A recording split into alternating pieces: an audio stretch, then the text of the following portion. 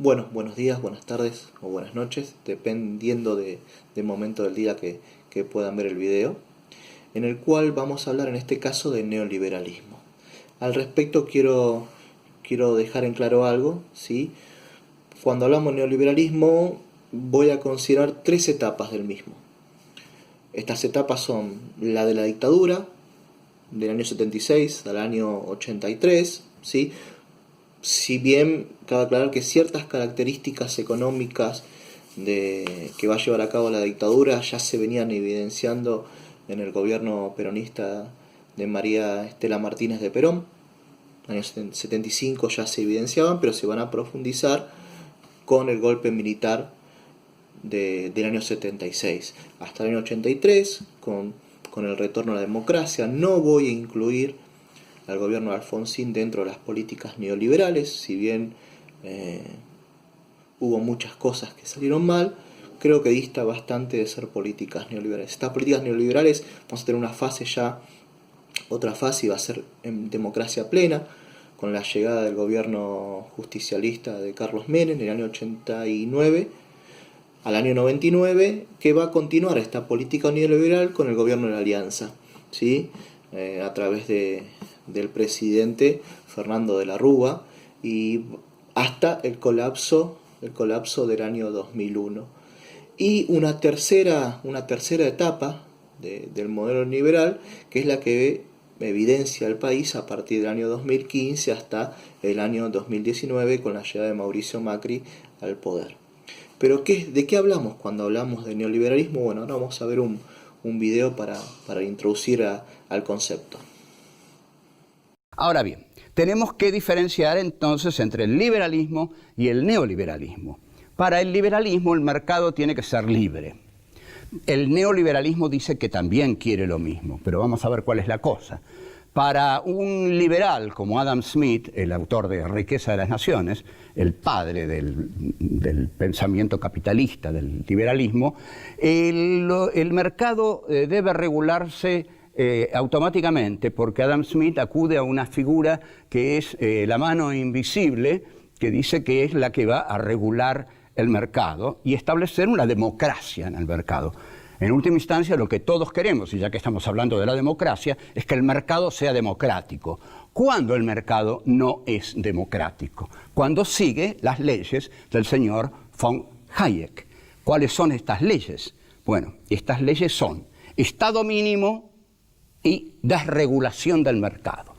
Entonces, cuando el Estado no interviene en el mercado es libre, según la teoría neoliberal. Pero el mercado no es libre cuando el Estado no interviene, porque cuando el Estado no interviene, al mercado se lo comen los monopolios.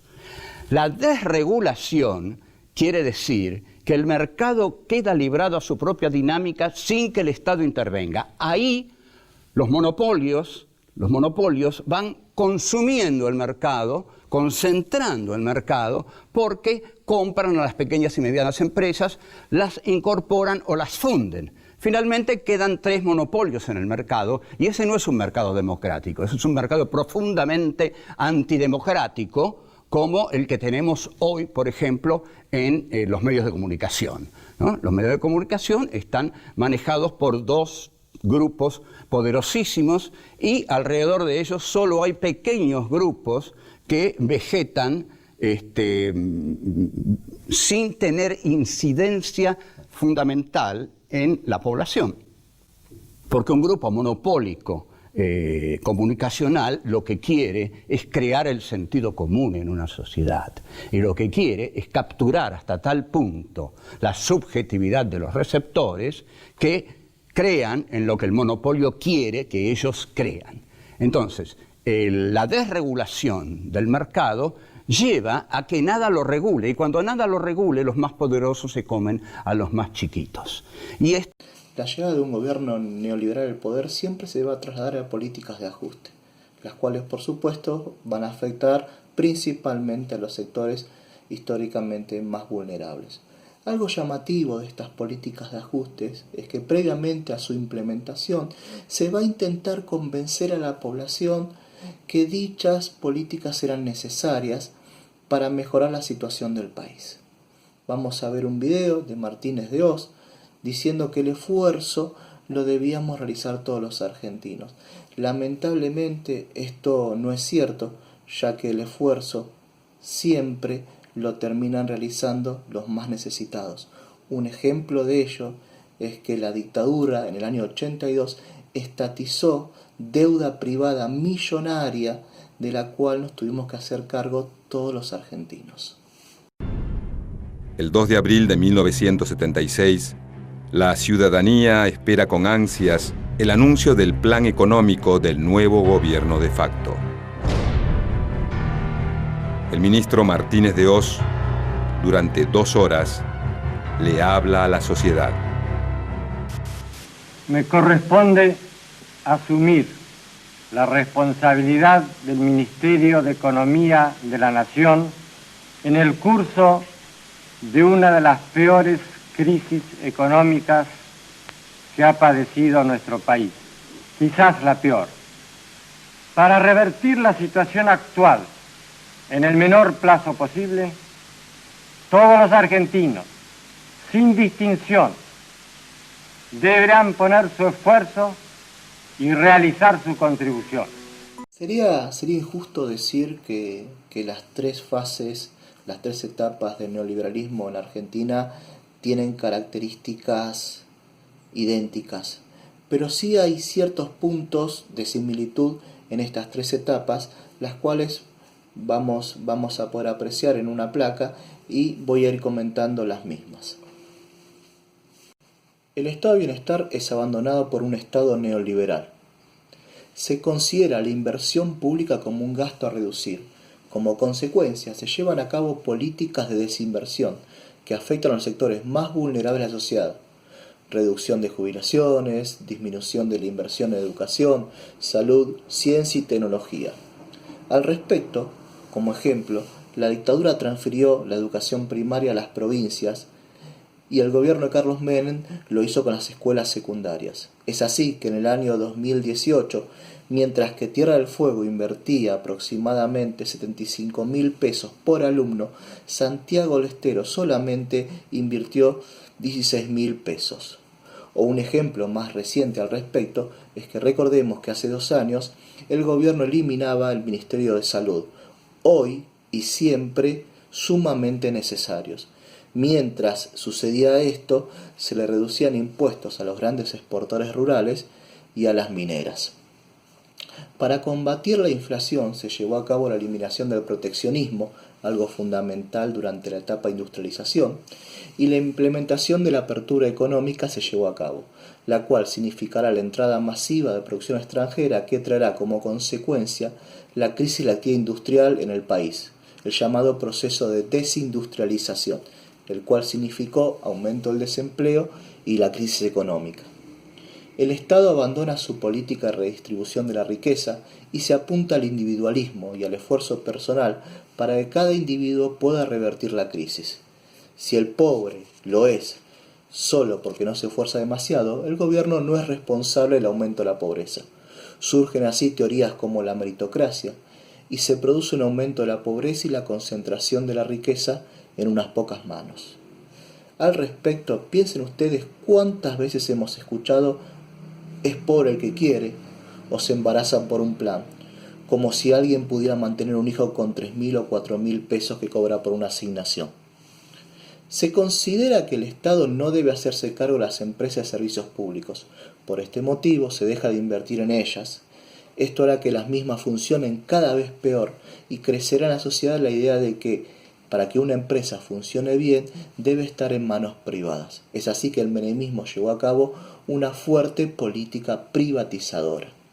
Otra de las características es el fuerte endeudamiento externo con entidades de crédito financiero internacional, como el FMI y el Banco Mundial, el cual en la mayoría de los casos no se destinó este dinero para mejorar la calidad de vida de la población, sino para estabilizar la moneda o para pagar la deuda privada de empresas, como sucedió durante la dictadura, o para subsidiar a grandes empresas de capital privado, como sucedió durante los gobiernos de Carlos Menem, Fernando de la Rúa y Mauricio Macri. A continuación veremos algunos videos relacionados con la implementación de las políticas neoliberales, primero durante la etapa de la dictadura y posteriormente durante el menemismo. Especial atención en el spot publicitario de la dictadura, ¿sí?, en el cual se habla de los supuestos beneficios de la apertura económica, pero a tener en cuenta que el actor que se sienta en la silla al principio de la propaganda se sienta en una silla de Industria Nacional y la misma se rompe, ¿sí? Aquí habla claramente desde el desprestigio que tenía la dictadura hacia la producción nacional. El denominado Programa de Recuperación, Saneamiento y Expansión de la Economía apunta a reducir el déficit fiscal y controlar la inflación. Pero las medidas de tinte neoliberal terminarán provocando la destrucción del Estado industrialista e interventor. Se eliminan las retenciones a la exportación de productos agropecuarios. El país deja de recaudar millones de dólares en impuestos.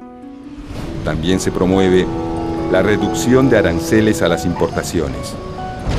Los productos extranjeros comienzan a ingresar al país sin restricción. En este contexto, miles de medianas y pequeñas empresas deben cerrar al no sobrevivir en las nuevas condiciones impuestas.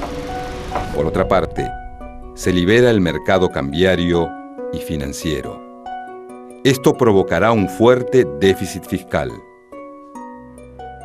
La solución para la dictadura es financiarlo con toma de deuda externa y reducción del gasto público por medio de la privatización de empresas públicas. El ministro propone, en teoría, estimular y premiar la actividad productiva, pero en verdad sus medidas terminan provocando un periodo de especulación financiera y una crisis productiva sin precedentes en la historia del país.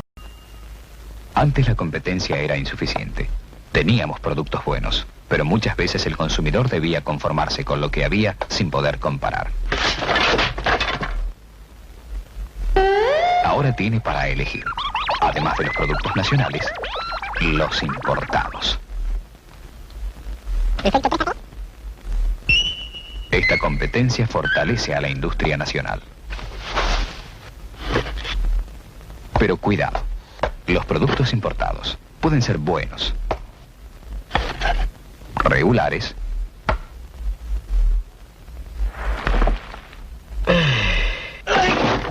o malos.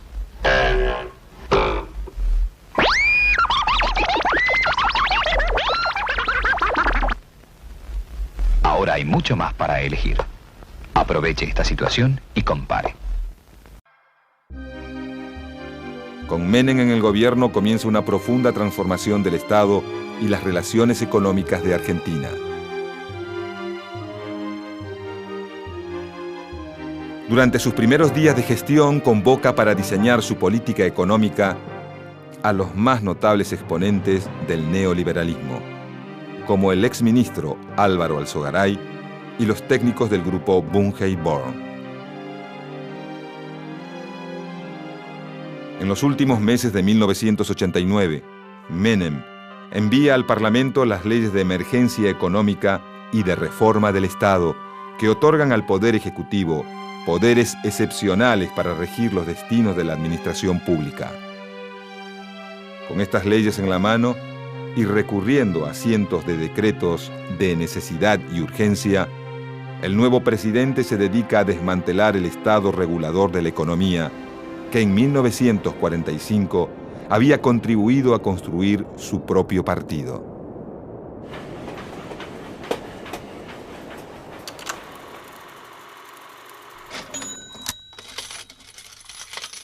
Los primeros días de la década del 90, la sociedad argentina se debate entre la incertidumbre y el asombro. Mientras los canales de televisión y las empresas de servicios públicos se privatizan en tiempo récord y se habla del ingreso del país al primer mundo, el ministro de Economía, Antonio Herman González, incauta los plazos fijos de los ahorristas y los canjea por bonos pagaderos a 10 años. En este abismo. Por esta razón, y en el entendimiento de que la mejor forma de preservar no solo el valor del trabajo y del ahorro popular, sino también los derechos de propiedad totalmente legítimos de los titulares de depósitos a plazo fijo, hemos dispuesto su pago obligatorio en Bonex serie 1989. A pesar de los vaivenes iniciales, la esperanza en el nuevo gobierno no flaquea. El predominio de las políticas neoliberales en Europa y Estados Unidos y la noticia de la caída del muro de Berlín, símbolo histórico del bloque socialista, afianzan la fe de los argentinos en las bondades de la economía capitalista. Amparado en los preceptos del libre mercado, el presidente lleva adelante una reforma estructural de la vida económica argentina que incluye la apertura irrestricta a los capitales financieros, la desregulación del comercio internacional y la venta compulsiva de gran parte del patrimonio del Estado. Nosotros hemos ideado un decálogo que dentro de unos días se conocerá, que es el decálogo menemista de la reforma del Estado. El mandamiento 1 son palabras de Menem, él no lo conoce aún. El mandamiento 1 está extraído de sus muchos discursos, dice así: nada de lo que deba ser estatal permanecerá en manos del Estado. En 1991, el plan de Menem avanza, transformando a su paso muchos aspectos de la vida nacional. Los grandes medios de comunicación incentivan a la población a ver estos cambios como un signo de modernidad. Estoy apasionado por este modelo económico, que es mentira que produzca más pobres, que lo fabrique. En el mes de marzo, Menem redobla su apuesta neoliberal y nombra al frente de la cartera económica a Domingo Cavallo. El nuevo ministro impulsa un plan que iguala el valor del peso al del dólar, al mismo tiempo que prohíbe la indexación. Este conjunto de medidas, conocido como Plan de Convertibilidad, acaba rápidamente con la inflación y logra estabilizar la moneda. Desde un principio, la estrategia de Cavallo se ve favorecida por el contexto económico internacional, marcado por la abundancia de capitales disponibles para la inversión. Atraídos por la decisión mostrada por Menem a la hora de aplicar las reformas neoliberales y por los amplios márgenes de ganancia que ofrece el país, durante los primeros años de la década del 90, muchos inversores se dedican a la compra de activos nacionales y a prestar dinero al Estado argentino. Este flujo de capitales, sumado a la apertura irrestricta de los mercados, rápidamente dinamiza la economía, extiende el crédito y da seguridad económica a los sectores asalariados. Mientras muchas industrias nacionales incorporan nuevas tecnologías y la clase media cambia el destino de sus vacaciones por Europa o Cancún, el gobierno de Menem inicia una nueva etapa de su reforma estatal que incluye, entre otras cosas, el desmantelamiento de la salud y la educación pública y la entrega de los recursos energéticos. En los años posteriores a 1992, usando el argumento del federalismo, el gobierno de Menem traspasa la salud y la educación pública a los estados provinciales. La razón de esta maniobra es mostrarle a los organismos de crédito internacional que el gasto público ha disminuido. Pero esta transferencia tiene un efecto sumamente perjudicial en las escuelas y hospitales de las provincias, ya que el Estado Nacional transfiere las obligaciones, pero no los recursos necesarios para su mantenimiento.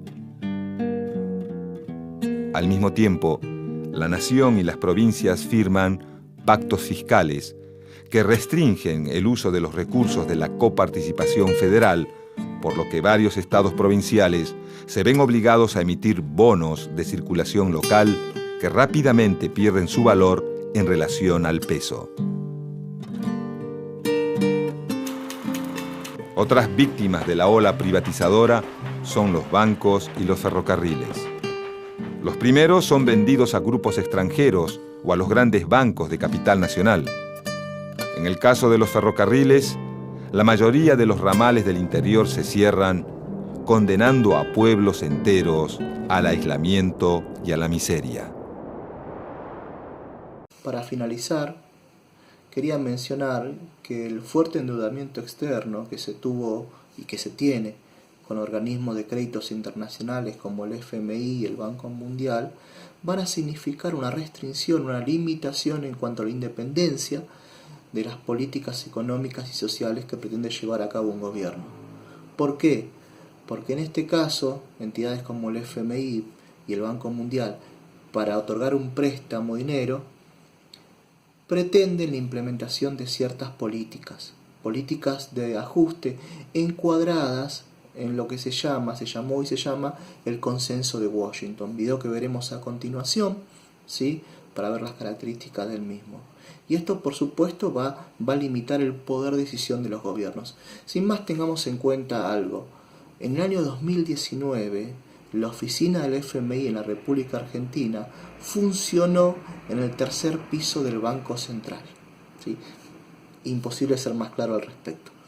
Y por último veremos un video muy cortito con unas palabras del querido escritor uruguayo Eduardo Galeano, hablando sobre las consecuencias de estas políticas en un país de Centroamérica. A comienzos de 1989 se reunieron en Washington los representantes del Departamento de Estado de los Estados Unidos, del Banco Mundial, del Fondo Monetario Internacional, los ministros del llamado G7 y los presidentes de los bancos privados más poderosos del mundo. Se llegó a un acuerdo llamado Consenso de Washington, por el que solo se otorgaría ayuda financiera a los países endeudados que adoptasen las políticas sugeridas por el consenso. Reformar el Estado minimizando sus funciones sociales, como la salud y la educación. Privatizar las empresas de servicios públicos. Enajenar las reservas energéticas. Otorgar facilidades a las inversiones extranjeras. Liberar el sistema financiero. Aumentar la recaudación impositiva. Reducir el déficit fiscal. Eran en síntesis las ideas de la llamada economía de libre mercado, que buscaba acabar con el modelo de sustitución de importaciones y eliminar las políticas sociales de inclusión de las mayorías populares.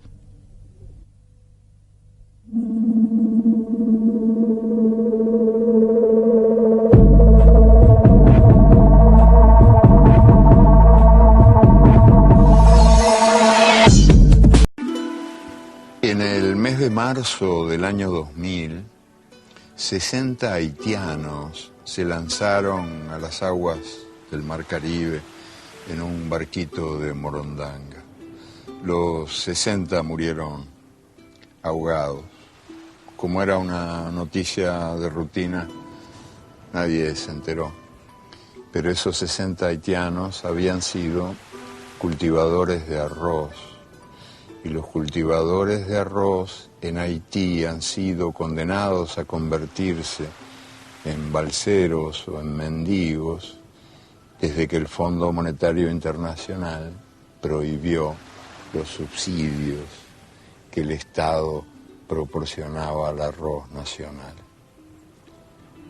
El Fondo Monetario Internacional, que es un organismo bastante distraído, se olvidó de prohibir los subsidios al arroz que el gobierno de los Estados Unidos otorga a la producción nacional. Y ahora Haití compra su arroz en los Estados Unidos.